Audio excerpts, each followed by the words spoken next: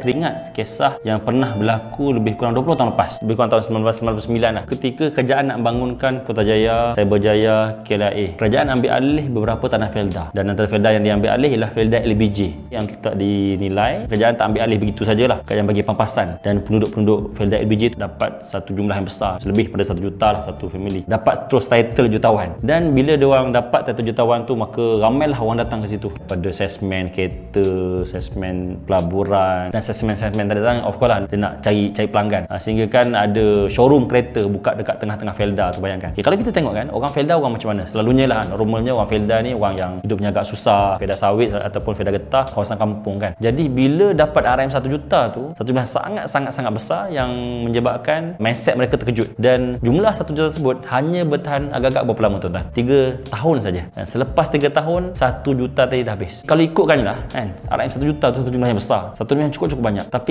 kenapa diorang boleh habiskan sekelip mata saja? Dan kisah yang sama juga hampir berlaku di Felda Sendayan. Cuma bezanya di Felda Sendayan ini, kerajaan bagi separuh dalam bentuk harta, dalam bentuk tanah, dan separuh lagi dalam bentuk cash. Pun berlaku benda yang sama juga. 2-3 tahun duit tu habis, lesap. Mana kata asalnya orang yang miskin, orang yang susah, tiba-tiba jadi terlalu kaya, dan akhir sekali miskin balik. Kisah kedua yang saya nak kongsikan ialah tentang jutawan sandwich. Kisah ini sangat terkenal. Kalau gambar dia ada gambar dia dengan Tun M.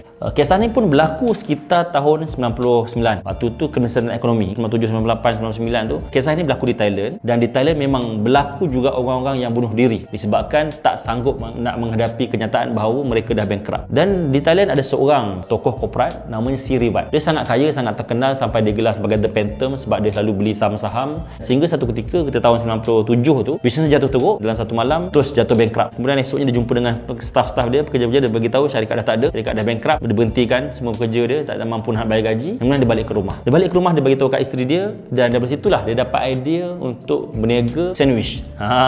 Jadi dia pun panggil lah beberapa orang kawan yang pekerja dia yang masih setia dengan dia untuk sama-sama berniaga sandwich. Bayangkan tuan-tuan, daripada seorang tokoh korporat, saham juta-juta, bilion-bilion, tiba-tiba berjalan berniaga sandwich. Dan kalau ikutkan, sandwich bukanlah makanan asasi di Thailand. Kalau makanan asasi tu contoh macam tom yum ke, nasi goreng paprik ke kan. Sebab apa sandwich? Sebab mudah nak buat. Kalau bayangkan kalau nak buat tom yum nak kena macam-macam lah kan, nak buat perencah ada apa semua, nak kena masak. Tapi sandwich mudah, ambil roti, ambil sayur, ambil margarin, letak macam tu je. Sebab dia sangat mudah. Yalah, dia orang kaya, mana berhenti nak masak tom yum. Paling mudah isteri dia buat sandwich. Jadi dia berniaga lah sandwich yang isteri dia buat. Lepas tu dia pun bawa sandwich tu dengan 2-3 orang pekerja dia yang masih setia dengan dia. Dia berniaga tepi jalan dekat Bangkok tu. Antara tempat lokasi dia ialah di Hospital Bangkok. Si Rivat ini akhir sekali dia berjaya menjadi jutawan balik hanya melalui bisnes sandwich. Jadi tuan-tuan, dia berjaya bangun balik untuk menjadi jutawan dengan bisnes dia yang baru, bisnes yang tak pernah dia buat selama ni. Tapi dia punya mindset yang betul, cara yang betul, tindakan yang betul, dan akhir saya dapat hasil yang betul. Dan bila jadi jutawan balik, kisah tersebut dah jadi satu kisah motivasi, kisah yang sangat-sangat menginspirasi orang lain. Cuba tuan-tuan bezakan kisah yang kedua tadi dengan kisah yang pertama. Kisah pertama